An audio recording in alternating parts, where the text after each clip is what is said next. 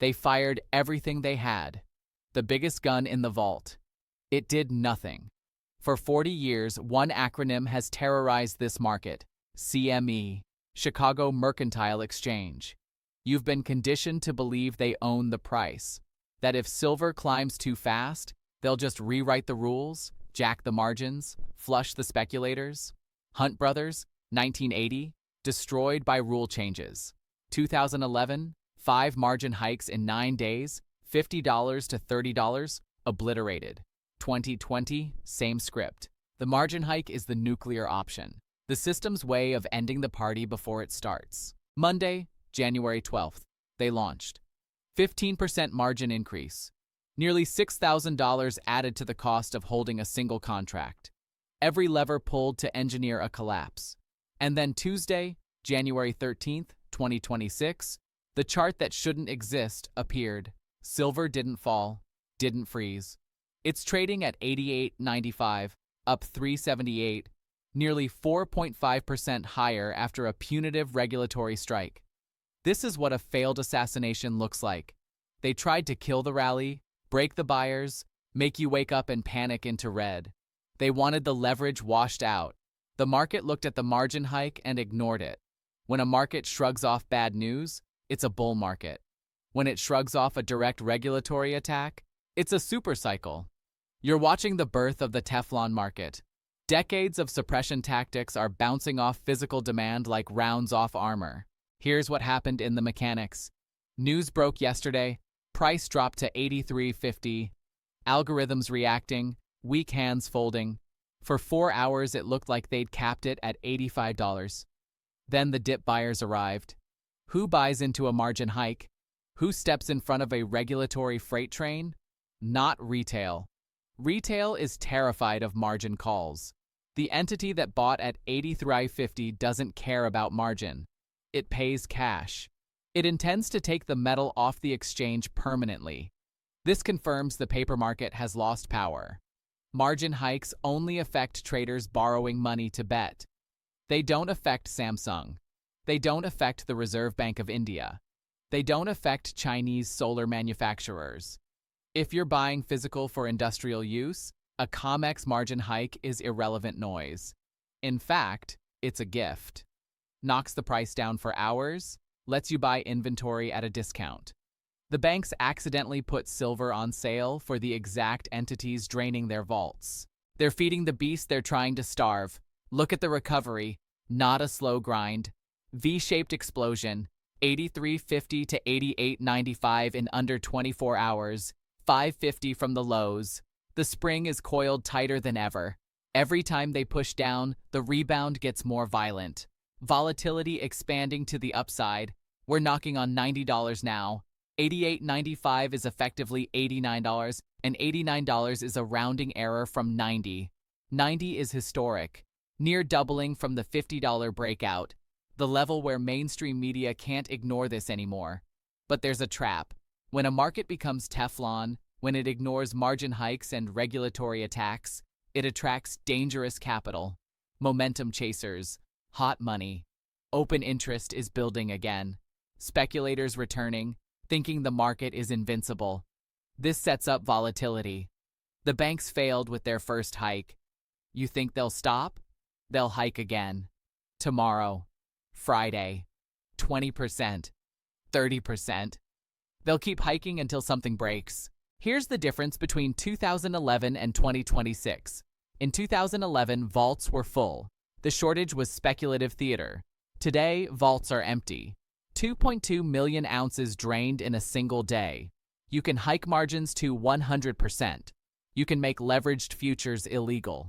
But if Samsung needs 10 million ounces to build batteries and there are only 5 million in the vault, the price goes to infinity.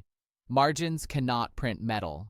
The failed assassination at $83 exposed their weakness. Showed the world the emperor has no clothes. CME fired its bazooka, smoke cleared, and the silver bull was still standing, taller and stronger. This creates a psychological feedback loop. The shorts, the banks, are now terrified. Their best weapon didn't work. They know they're defenseless. Fear leads to covering. We're seeing signs the commercial banks are beginning to capitulate, no longer trying to stop the rally, trying to exit the burning building, buying back shorts at $88 because they're afraid they'll buy them back at $188 next week. This is a short squeeze in its purest form. Panic exit by the very entities that created the suppression. The system struck back. The system failed. Price is $88.95.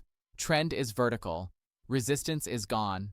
But if the banks losing control was the only story, we'd be looking at $100 next month. There's a second squeeze happening simultaneously. More fundamental. Harder to solve. While the banks run out of paper ammunition, the miners are running out of physical rock. We need to look at hidden data in the futures market. A phenomenon called backward rolling. Technical term, physical panic. We have evidence traders are paying a premium to cut the line, jumping from March contracts to January contracts because they know if they wait until March, the silver might be gone. The banks failed to stop the price. Now the miners are failing to deliver the metal. This is the double squeeze. It's about to get very, very tight. While mainstream media obsesses over the $88 price tag, wondering if it's a bubble, forensic accountants inside the futures market are looking at data far more terrifying than price. They're looking at the open interest report from CME, specifically the behavior of traders holding March delivery contracts. In a normal, healthy market, futures follow a predictable rhythm. Rolling forward, you hold a January contract, don't want physical metal because you're a speculator or bank, you sell January, buy March. Kick the can. Roll the position into the future. This is how the game has been played for 50 years. Friday, continuing into Monday, and today, Tuesday, January 13th, the game stopped working. The rhythm broke. We witnessed backward rolling. Look at the data uncovered in the CME report minutiae. Open interest for March 2026, silver declined by 450 contracts. Normal people closing positions. But where did those positions go? Roll forward to May? July? No. They rolled backward. Open interest for January 2026, the contract in immediate delivery right now, increased by 135 contracts. February, up 50 contracts. Net math shows roughly 355 contracts sitting comfortably in March decided March was too far away. Sold March, bought January and February. Translate into physical terms. 355 contracts represents 1,775,000 ounces of silver. Nearly 2 million ounces just cut the line. Imagine standing in line for the new iPhone. You have a ticket guaranteeing a phone in March. Sitting comfortably at the back. Suddenly you hear a rumor. The shipment coming in March might be canceled. The factory stopped producing. What do? Run to the front. Find someone holding a ticket for today. Pay a massive premium to swap spots. Move from future to present because you don't trust the future. This is exactly what's happening on COMEX right now. Industrial buyers and smart money wholesalers looking at the March delivery window see a black hole. Possibility of force majeure, depleted inventories. They're panicking, willing to pay extra fees, extra commissions, extra storage just to get warehouse receipts today. This queue jumping is the ultimate sign of physical shortage. In a market with plenty of supply, nobody pays to take delivery early. Storage costs money, insurance costs money, security costs money. You only take delivery early if the risk of not getting metal outweighs the cost of holding it. The bird in the hand trade. An ounce in the vault today is worth 10 ounces in futures for March. Look at delivery notices. Report shows another 170 delivery notices issued for January. These traders didn't buy contracts to speculate. They stood for delivery. Said, give me the metal. Usually in delivery month, open interest collapses as traders exit. Here, open interest rising even as deliveries happen. The bathtub is draining, but people still jumping in, creating a traffic jam in the delivery mechanism, warehouses trying to ship metal out, new buyers stepping in demanding immediate allocation. Backward rolling of 1.7 million ounces signals the just-in-time supply chain has officially snapped. Trust is gone. If you trust the exchange, you roll forward. If you trust the miners, you roll forward. If you trust the system, you roll forward. Moving backward is an act of distrust, a vote of no confidence in the solvency of the exchange. Why are these sophisticated traders so terrified of March? What do they know about the supply chain the retail public doesn't? They know the river of silver is drying up at the source. Reports coming in, mining companies themselves struggling to meet commitments. Refining capacity maxed out. Labor strikes in Latin America threatening production. But backward rolling suggests something more immediate. The float, the available inventory moving between London and New York, has disappeared. Usually, if New York runs low, London ships metal over. If London runs low, Zurich ships over. Global shell game, but right now, the shells are empty. The Shanghai magnet sucked all loose inventory into Asia. No backup supply to ship to New York in March. Traders see this, see shipping manifests, see empty vaults. Realize if they wait until March, they might be handed a check instead of a bar. On COMEX, there's a rule. If the exchange can't find metal to deliver, they're allowed to cash settle. Write you a check for dollar value, tell you to go away.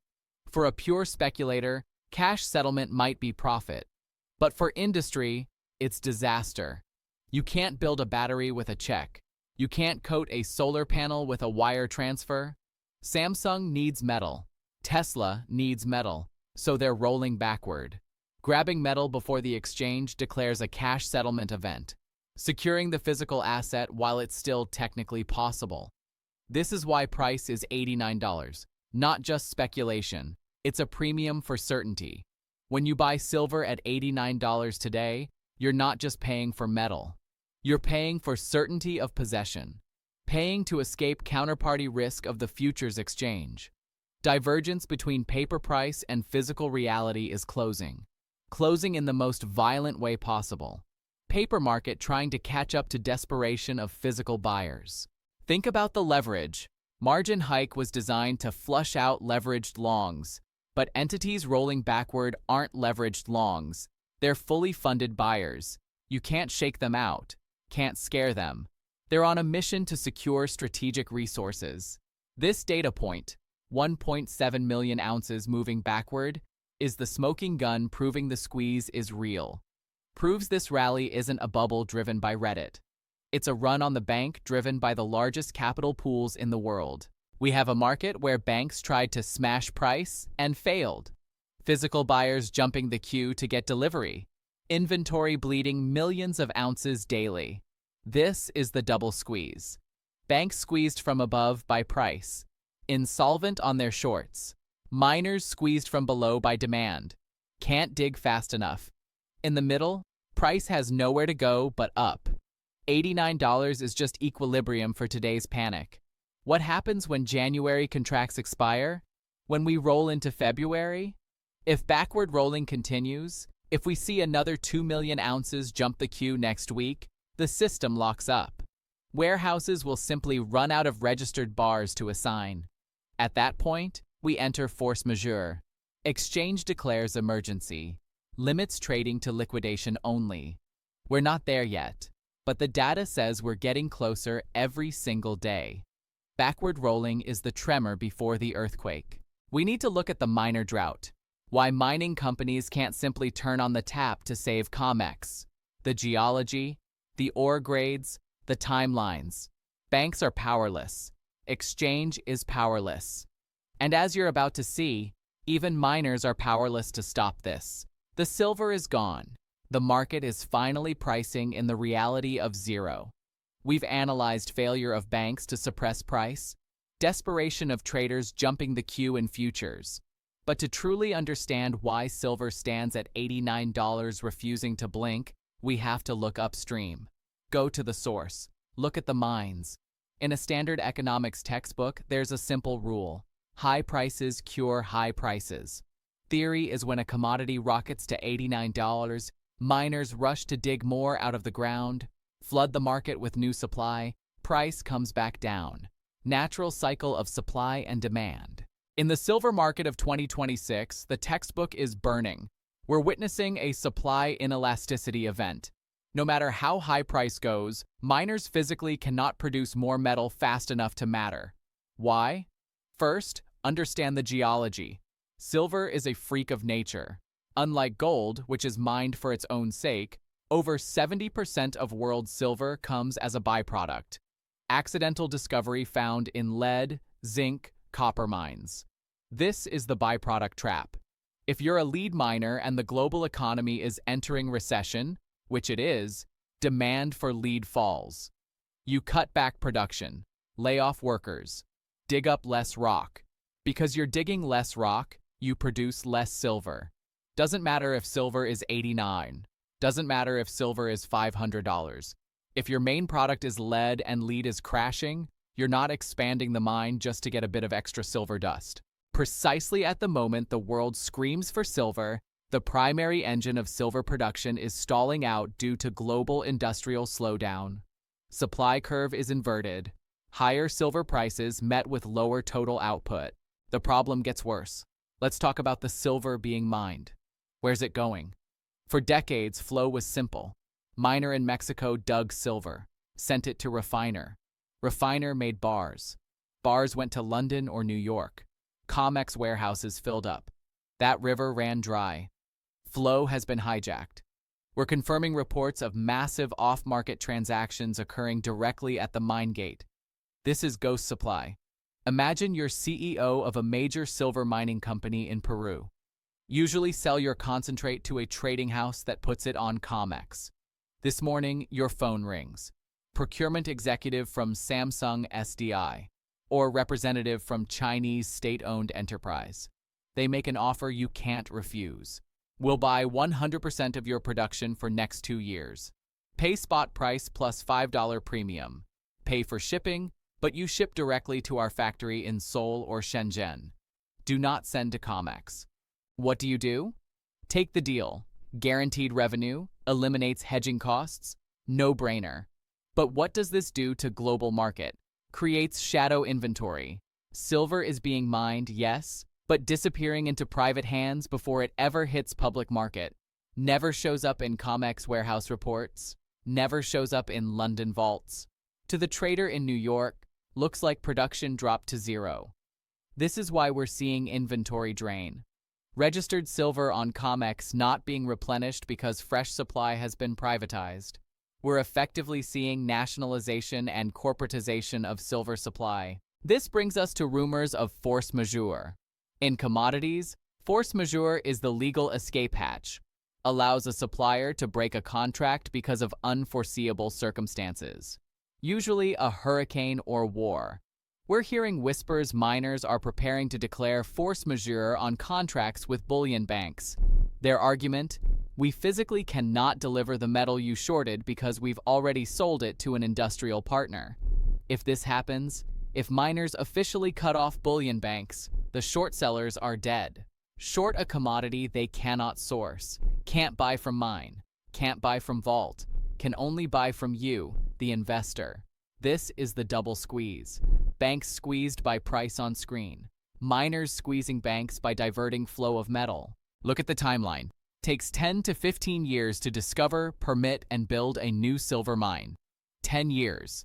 If we found a mountain of solid silver today, it wouldn't produce a single ounce until 2036. But backward rolling data tells us market needs silver today. January, February, temporal mismatch. Demand is immediate. Supply response is a decade away. In that 10-year gap, price has to do the work. Rise high enough to destroy demand. High enough to force people to stop buying silver jewelry. High enough to make people melt down grandmother's silverware. But as established, industrial demand is inelastic. Samsung can't stop. Military can't stop. So price has to go to a level truly unthinkable. Go to a level forcing monetary holders to sell. At $89, are you selling? No, you're buying. Retail public is buying. Price isn't high enough yet. The miner drought is the fundamental bedrock of this bull market. You can fix a banking crisis with a bailout. Fix a margin crisis with a rule change, but you can't fix a geological deficit with a printing press. This is why the margin hike failed. Market looked at paper smash and said, "That's cute, but where's the metal?" Metal is in the ground staying there, or on a ship to China. We're entering a period of resource nationalism. Look at Mexico, Peru. These governments watching price explode. You think they'll let foreign companies extract their wealth for pennies? Expect higher taxes, export bans, nationalization threats in coming weeks. Every time a politician in a mining jurisdiction opens their mouth, premium on silver jumps another $1. Ghost supply is real. Silver vanishing from public eye, COMEX left holding a bag of paper promises they cannot fulfill. We're going to look at the endgame. Take the chart resilience, backward rolling panic, miner drought, and calculate the targets. $90 is imminent. $100 is next. But if miners really are tapped out, if the river really is dry, we need to start talking about prices that sound ridiculous today, but will look obvious in hindsight. We need to talk about three-digit reality. Banks failed, miners empty, public hungry. Perfect storm made landfall. We've arrived at the conclusion. Dissected the anatomy of failed assassination where margin hike bounced off market like a pebble hitting a tank. Analyzed backward rolling panic where institutional money pays premium to jump the queue. Exposed miner drought where river of supply was hijacked by industrial giants before it ever reaches the sea. Evidence is overwhelming. Forensic. We're not looking at a trading anomaly, not a temporary disruption. We're looking at systemic failure of the pricing mechanism that governed silver for 50 years. Double squeeze in full effect. Banks trapped from above. Miners trapped from below. Only escape valve left is price. Now we look forward. Map the territory ahead. Because once an asset breaks its all-time high, once it enters price discovery, there are no maps. No resistance levels on the chart because we've never been here before. Flying into the vacuum. Where does this stop? Is $90 the top? $100? To answer that, we can't look at dollar price. As established, dollar is a broken yardstick. Measuring silver in dollars is like measuring the length of a bridge with a rubber band. Rubber band is stretching. Bridge looks longer every day. Instead, look at relative value. Relationship between the two monetary metals, gold and silver. Price of gold today, trading around $4,631, up nearly 26 on the day. Holding firm, anchor of the new financial system. Now look at gold to silver ratio. Throughout monetary history, from Roman Empire to US Constitution, natural ratio of gold to silver was roughly 15.1. For every 15 ounces of silver in Earth's crust, roughly 1 ounce of gold. In modern era of manipulation, that ratio blew out, went to 80, 90, even 100.1. Sign of extreme suppression. Meant silver priced as cheap industrial byproduct, not scarce monetary asset. Today, with gold at $4,631 and silver at $88.95, ratio is approximately 52.1. Ratio is collapsing, reverting to mean. If silver simply returned to historic monetary norm of 15.1 against current price of gold, where would it be? Do the math. 4,631 divided by 15 equals $308 per ounce. $308. That's fair value of silver in a world where gold is $4,600. At $88, silver is not expensive. It's on sale. Trading at a 70% discount to monetary parity. This is the catch-up trade. Algorithms know this. Central banks know this. When gold gets too expensive for average person, capital flows into silver because it's poor man's gold. Offers more upside. This is why the move to $100 is not a question of if, but when. We're sitting at $88.95, effectively $89. The $90 level is a psychological speed bump. Might offer resistance for an hour or day, but given momentum, given backward rolling, it's likely to fall. $100 is the real barrier. Humans love round numbers. Triple-digit threshold is a siren song for global media. When silver crosses $100, it triggers a frenzy. Cover of The Economist. Lead story on nightly news. Your taxi driver will ask about it. Your grandmother will ask. That moment, the moment public mania truly begins, is the moment of maximum danger and maximum opportunity. Moment where shortage transitions into bubble. Bubbles are profitable, but volatile. Let's talk exit strategy. Many of you looking at account balances today feeling euphoric. You bought at $25, $30, sitting on gains of 200, 300%. Temptation to sell is going to be overwhelming. You'll think, pay off mortgage, buy new car, take vacation, but you have to be very, very careful. If you sell your silver for dollars, what are you actually doing? Trading a hard asset that's appreciating for a soft currency that's collapsing. Trading the cure for the disease. Dollar is not the destination. Dollar is the victim. We're living through a currency reset. Margin hikes, backwardation, minor drought, all symptoms of a currency losing its privilege. In every currency collapse in history, from Weimar Germany to Zimbabwe to Venezuela, those who sold gold and silver too early regretted it. Sold for millions of paper units only to find a loaf of bread cost billions of paper units a month later. When do you sell? You sell when you can trade ounces for income-producing hard assets. This is the ounces to acres strategy. Don't trade silver for paper, trade for land, rental property, business that generates cash flow, energy infrastructure. Wait for the moment when mania is so high that real estate prices crashed relative to silver. Right now might take 5,000 ounces of silver to buy a decent house. In peak of mania historically, that ratio can drop to 500 ounces. That's the trade. Swapping one form of generational wealth for another. Bypassing fiat currency entirely. But we're not there yet. We're at $89, just leaving the launch pad. Ratio still 52.1. We want to see it at 30.1 or 20.1. The week ahead is going to be the longest week of your financial life. Volatility will be nauseating. Banks failed with their first margin hike. Don't think they're done. They'll try again. Hike margins to 20%, to 30%. Restrict trading to liquidation only like they did with Hunt Brothers. They'll try to change the rules again. But remember the lesson of today. Margin hike to 15% failed. Failed because physical buyers ignored it. If they hike margins again, result will likely be the same. Temporary dip followed by violent recovery. Why? Because you can't margin call a shortage, can't regulate a geological deficit. Only way to stop price rise is to find more silver. And as proven, there is no more silver. Mines tapped out, inventory hijacked. So price must go up until it destroys demand. Until Samsung says we can't build batteries anymore. Until solar industry collapses.